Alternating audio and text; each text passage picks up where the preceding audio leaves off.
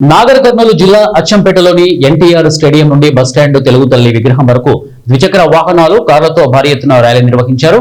అచ్చంపేట మహిళలు హారతి పట్టి స్వాగతం పలికారు. రాబోయే కాలంలో అచ్చంపేట గడ్డపై కాషాయ జెండా బీజేపీ ఎగురుతోందని గువ్వల బాలరాజు గుర్తు చేశారు. నరేంద్ర మోదీ పథకాలను ఇక గడప గడపకు ప్రజల్లోకి తీసుకుని వెళ్తాము. ప్రజలకు ఇచ్చిన 6 గ్యారెంటీలను గాలికి వదిలేసిన కాంగ్రెస్ ప్రభుత్వానికి తగిన బుద్ధి చెప్పాలని ప్రజలు ఎదురు చూస్తున్నారు. బీజేపీ ప్రభుత్వం మతతత్వ ప్రభుత్వం కాదు, సెక్యులర్ ప్రభుత్వము అని అన్యాయం జరగకుండా ట్రిపుల్ తలాక్ రద్దు చేసి ఆడబిడ్డలకు మనోధైర్యం నింపిన మోదీ కాంగ్రెస్ ప్రభుత్వం మతాలను రెచ్చగొట్టే విధంగా వ్యవహరిస్తోందని ఆయన విమర్శించారు. బీఆర్ఎస్ కార్యకర్తలారా, నేను మిమ్మల్ని నాయకుడిగా తయారు చేశాము కాబట్టి మీరు కూడా కలిసి రండి అని ఆహ్వానించిన బాలరాజు నీకు నేను ఉన్నాను అని పిలుపునిచ్చారు. ప్రజలను నమ్మించి మోసం చేసిన ఎమ్మెల్యే డాక్టర్ వంశీకృష్ణ రాబోయే కాలంలో ప్రజలు తగిన బుద్ధి చెప్పాలని ఎదురు చూస్తున్నారు. ఇక అచ్చంపేటలో వంశీకృష్ణ ప్రజలను నమ్మించి మోసం చేశారు. 6 గ్యారెంటీలు గాలికి వదిలేసిన కాంగ్రెస్ ప్రభుత్వానికి రాబోయే కాలంలో తగిన బుద్ధి చెప్పాలని ప్రజలు ఎదురు చూస్తున్నారని ఆయన గుర్తు చేశారు.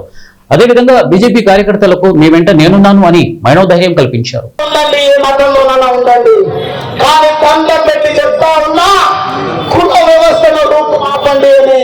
బాబాసాహెబ్ అంబేద్కర్ చెప్పడం జరిగింది. ఆ కుల వ్యవస్థను రూపుమాపన కోసం పనిచేసినంత మాత్రాన అంబేద్కర్ దళిత వాడలకు పరిమితం చేసింది. మహిళలకు మహిళా బిల్లు రావాలని కోరుకుంటే న్యాయశాఖ మంత్రిగా రాజీనామా చేసి పోయినా పర్వాలేదు, మీరటువంటి ప్రశ్నించే గొంతుగా ఉండకూడదు అని స్వయానా కాంగ్రెస్ పార్టీ బాబాసాహెబ్ అంబేద్కర్ గారిని ఓడించింది. అటువంటి దుర్మార్గపు కాంగ్రెస్ పార్టీ దళితులను మైనారిటీలను పక్కన పెడుతూ దేశంలో చిచ్చు తగిలించి కులాల మధ్యన మతాల మధ్యన చిచ్చు తగిలించింది. కాబట్టి వాళ్ళు రగిలించిన చిచ్చులో మాటి మసైపోయింది. కాంగ్రెస్ పార్టీ లేచే పరిస్థితి లేదు. కానీ ఈరోజు చూడండి, 12-13 సంవత్సరాల నరేంద్ర మోడీ గారి నాయకత్వంలో భారతదేశంలో ఎక్కడ కూడా మత కల్లోలాలు జరగడం లేదు, మత సామరస్యం కాపాడబడతా ఉంది. అంతెందుకు జమ్మూ కాశ్మీర్ విషయాన్ని కూడా జటిలం చేసి ఇతరులకు ఉప్పందించే విధంగా ఆర్టికల్ 370 అని తీసుకొచ్చి ఇబ్బందులకు గురి చేస్తే ఆర్టికల్ 3 రద్దు చేసి జమ్మూ అండ్ కాశ్మీర్ భారత్లో భాగము అని చెప్పేసి ఈరోజు అక్కడ నివాసం ఉంటున్నటువంటి ప్రజలకు పూర్తి స్థాయి అండగా నరేంద్ర మోడీ గారు నిలిచిండ్రు. అంటే ఇంతకంటే ఏ నాయకుడి నాయకత్వం దేశానికి అవసరం? ఒక్కసారి ఆలోచన చేయండి. ఈరోజు లోకల్ విషయాలు మా అన్న వాళ్ళని చెప్తా ఉన్న ఆచార్య గారికి పార్టీ మొత్తాన్ని కూడా నేను వినమ్రంగా కోరుతా ఉన్నా. చాలు, ఇంకా డబుల్ ఇంజిన్ సర్కార్లు చెప్పి చెప్పి చెప్పి చెప్పి దేశంలో ఏ రాష్ట్రంలో కూడా కాంగ్రెస్ పార్టీ అధికారంలోకి రాకుండా చేసింది.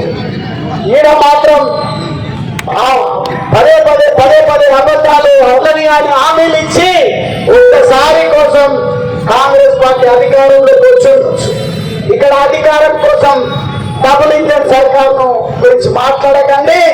మనకు కావాల్సింది ట్రిపుల్ ఇంజన్ సర్కార్. మరి ముఖ్యంగా అచ్చంపేట కావాల్సింది ట్రిపుల్ ఇంజన్ సర్కార్. ఎందుకంటే ఈ రోజు ఆపుతున్నారు కొంతమంది మాట్లాడినటువంటి వాళ్ళు. నా చైతన్యంలో అందరికి కూడా తెలుసు. నేను ఎమ్మెల్యేగా ఎన్నిక కాకపోతే, ఎంపీగా ఓడిపోయి ఉన్నప్పుడే స్థానిక సంస్థలలో టిఆర్ఎస్ పార్టీలో చాలా మందిని గెలిపించడం జరిగింది. ఈ రోజు నేను చెప్తా ఉన్నా, నా పైన గుండె నిండా ప్రేమను పెట్టుకున్నటువంటి టిఆర్ఎస్ లో నేను ఏర్పాటు చేసినటువంటి, నేను తయారు చేసినటువంటి గువ్వల బాలరాజు సైన్యం, గువ్వల బాలరాజు అన్నా తమ్ముళ్ళు, గువ్వల బాలరాజును బిడ్డగా చూసుకున్న మీరు, గువ్వల బాలరాజును అన్నా తమ్ముడిగా చూసుకున్న మీరు ఖచ్చితంగా నా ఎంబడి నడవండి. ట్రిపుల్ ఇంజన్ సర్కార్ నినాదంలో భాగంగా మీరు ఎక్కడైనా గెలిచే అవకాశం ఉంది. గెలిపే లక్ష్యము అంటే గెలిపించే బాధ్యత నాది. రాజకీయ పార్టీలతోన ఒక మంచి సోదరుడిలాగా మసులుతున్న నన్ను విమర్శిస్తారు అనే ఆలోచనతోన మున్సిపల్ పరిధిలో పైలాన్ నిర్మిస్తే కేటీఆర్ ఎందుకు రాలేదో మనం అందరం అడగాల్సిన అవసరం ఉంది. పునాది